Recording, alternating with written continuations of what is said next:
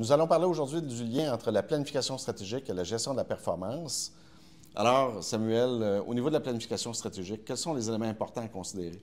Mais en fait, une des erreurs qui est commune, c'est que des gens vont aller parler de gestion de la performance, vont vouloir rentrer dans le vif du sujet sans faire une planification stratégique au préalable.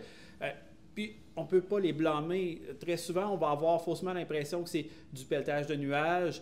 Puis, si vous me permettez l'expression, parce que c'est vrai que c'est pas trop clair, c'est quoi une planification stratégique? Mais c'est comme s'en aller à quelque part sans programmer son GPS.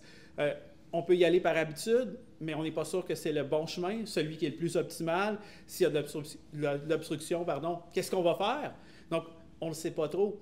Puis, c'est aussi comme peut-être s'en aller à une destination sans avoir trop de précision. C'est comme aller au Mexique versus aller à Cancun. Donc, avoir une planification stratégique, ça nous aide vraiment à savoir où on va, puis pourquoi on y va aussi. OK. Donc, c'est d'avoir un sens de direction, savoir vers où on veut aller. Exactement. OK. Excellent. Premièrement, il faut établir des objectifs qui sont directement reliés à ce qu'on a établi dans la planification stratégique. OK. Ensuite, on met en place des mesures qu'on veut suivre au courant. Donc, les fameuses mesures de performance. Les fameuses mesures de performance. On établit des cibles. OK. Après ça, il faut faire, au courant de l'année, faire des suivis sur nos écarts. OK. Alors, puis chaque écart, dans le fond, c'est une occasion pour l'entreprise aussi de trouver des solutions ou des opportunités aussi d'amélioration. Puis c'est une façon d'impliquer tout le monde aussi dans l'organisation. OK. Donc, c'est là qu'on va faire notre boucle d'amélioration continue, notre plan Do Check Act, où est-ce qu'on va être capable de revoir notre performance puis se réajuster en cours de route. Tout à fait. Alors, Samuel, peux-tu nous parler maintenant des enjeux de la gestion de la performance en organisation? Bien, justement, messieurs, c'est un des éléments, même, je vais me permettre le mot problématique, parce qu'il y a beaucoup d'enjeux dans une organisation. On peut parler d'enjeux qui vont être de nature peut-être un petit peu plus opérationnelle, des enjeux du quotidien. Ça peut être des enjeux qui sont financiers, ça peut être des enjeux qui sont technologiques, des enjeux au niveau de la communication, des ressources humaines. On peut avoir des enjeux plus stratégiques aussi dans l'organisation. Puis on va retrouver aussi des enjeux, tu sais, les fameux enjeux ESG au niveau de l'environnement, la société, la gouvernance. Donc, c'est vraiment multiple les enjeux qu'on peut avoir à gérer dans une organisation. Puis il faut être capable de bien les cerner, ces enjeux-là, ceux qui nous touchent et surtout ceux qui nous touchent le plus. OK. Normalement, ces enjeux-là auraient dû être couverts dans la planification stratégique. Tout à fait. Et c'est ce qu'on va refléter à l'intérieur de nos mesures puis de nos objectifs dans la gestion de performance. Tout à fait. Donc, ce sont des enjeux qui, oui, doivent être couverts dans la planification stratégique, mais il faut être vigilant parce qu'il y a des enjeux qui peuvent évoluer et il y a des nouveaux enjeux qui peuvent arriver dans le temps. Soit on doit mettre notre planification stratégique à jour ou parfois on doit même la refaire parce qu'elle est tout simplement caduque. OK. Bien, tout le monde connaît le fameux tableau de bord équilibré. Hein? C'est quelque chose que ça fait comme 30 ans qu'on a entendu parler, qu'on a peut-être implanté, etc. Il y a des tableaux de bord équilibrés stratégiques. Il y a les tableaux de bord dashboard plus opérationnels. On peut faire une déclinaison avec une carte stratégique.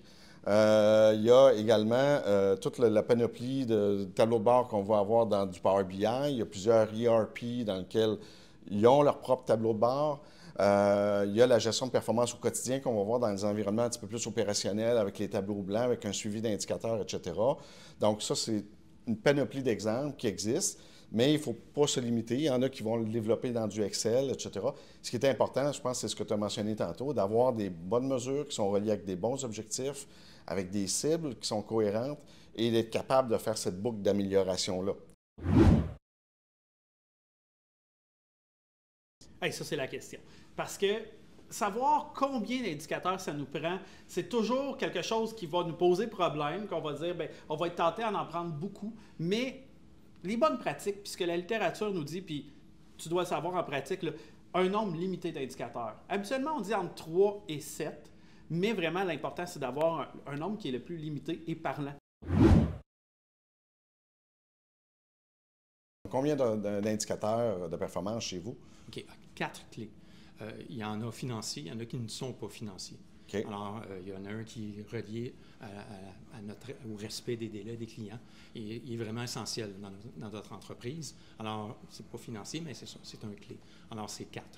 OK, excellent. Un autre indicateur ou un autre tableau que tu as utilisé dans une approche un peu en émergence, là, qui est du lean accounting ou de la comptabilité lean, tu peux-tu nous parler du tableau de bord ou du box score là, que vous utilisez chez vous? C'est ça. Alors ça, c'est un tableau qu'on présente à chaque semaine. C'est directement relié encore là aux objectifs stratégiques. Okay. Alors, les 4 indicateurs clés, on les retrouve dans ce tableau-là. On a nos données à la semaine, au mois et année à date. Alors, on est capable de se référer encore là à nos objectifs, nos cibles. On est capable de voir si on atteint nos objectifs financiers, si on atteint nos objectifs de qualité de service et quelle est la capacité, parce qu'à chaque fois qu'on économise ou qu'on améliore nos processus, bien, on crée de la capacité. Alors, on veut vraiment suivre quel est le niveau de capacité là, qu'on dégage pour la croissance qu'on va faire dans les mois à venir et les années à venir. Ouais. OK. Puis, un élément clé de ce rapport-là, si je me souviens bien, c'est le fait que vous vous projetez dans l'avenir. Hein? Exactement. Et puis, en même temps, c'est un petit peu comme un rolling forecast. On essaie de prévoir les 12 prochains mois. On est capable de savoir directement là, à chaque semaine c'est quoi la tendance pour les 12 prochains mois en fonction de où est-ce qu'on est rendu là, dans nos... Donc, à chaque semaine, tu sors une prévision des 12 prochains mois au point de vue financier puis d'un point de vue capacité aussi. Exactement. OK, excellent, excellent. Samuel, en terminant, as-tu un dernier mot à mettre sur le lien entre la planification stratégique et la gestion de la performance? Bien, messieurs, je vous écoute. Puis moi, il y a 4 éléments qui ressortent là, de notre discussion ici. Premièrement, bien, il faut se connaître et il faut savoir où est-ce qu'on va. Je pense que c'est la clé, c'est le but d'une planification stratégique. Oui. Ensuite, il faut qu'on ait une façon de mesurer notre performance. Il faut qu'on sache, bien, est-ce qu'on est bon? Est-ce qu'on n'est pas bon? Est-ce qu'on est dans notre planification? Est-ce qu'on est sur la bonne route, dans le fond? Tout à fait. Okay. Et troisièmement, bien, il faut être conscient qu'il y a plusieurs enjeux, que ces enjeux-là évoluent. Oui, on en a pris conscience dans notre planification stratégique, mais il faut être conscient de l'évolution de ces enjeux-là, de l'évolution de notre environnement, autant à l'interne de notre entreprise qu'à l'externe. Il faut être conscient de tout ça. Puis finalement, à vous écouter, il y a clairement des outils qui sont disponibles, mais ce n'est pas juste de prendre un outil, il faut être capable de choisir le bon outil, celui qui va nous faire parler à nous, d'abord et avant tout, parce que c'est nous qui allons l'utiliser, mais aussi qui va être utile pour qu'on puisse mesurer la performance de notre organisation. Excellent. Je rajouterais peut-être en terminant qu'au-delà des outils, hein, une bonne rigueur de gestion, une bonne communication à l'interne, un bon suivi, que ce soit quotidien, mensuel, trimestriel, des éléments, je pense que ce sont des éléments clés qui sont plus humains, qui sont moins techniques, mais qui vont faire en sorte qu'au point de vue de l'organisation, la performance va être au rendez-vous. Alors, messieurs, je vous remercie pour cette petite discussion. On va se dire à la prochaine. Merci. Bonne chance tout le monde.